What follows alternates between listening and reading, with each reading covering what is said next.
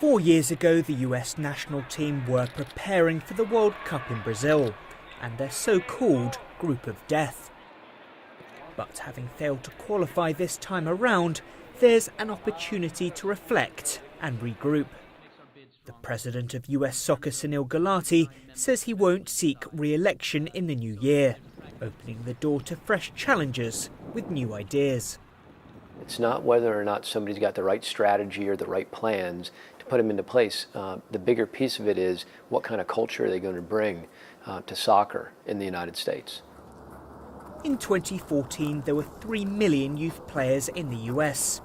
But with no national team to support in Russia next year, some see the failure to qualify as an opportunity lost to build on that support base.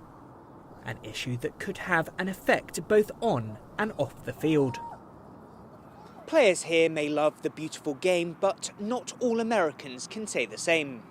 And with no US team at the World Cup, some fear that could impact companies' ability to cash in on the tournament.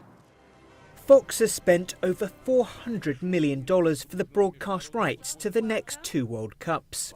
With no US team in the draw, there's a fear that Fox and sponsors of the national side will miss out on the chance to fully capitalise on the tournament. They're not able to go out and market the kits, the scarves, the hats, backpacks, and you're not able to put a player out in front of the fan base that's going to say, "Hey, I want to be just like Landon Donovan," he was such a big star over the past decade or so.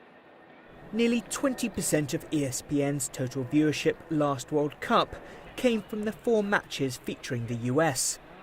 The national team won't be able to bump ratings this time, but some still see the tournament as a sound investment for sponsors. It affects them at the group stages, but if you're going to take aggregate and you're going to take the big numbers that are going to get pulled in for World Cup, I don't think it's a mistake for anyone to spend good money on it.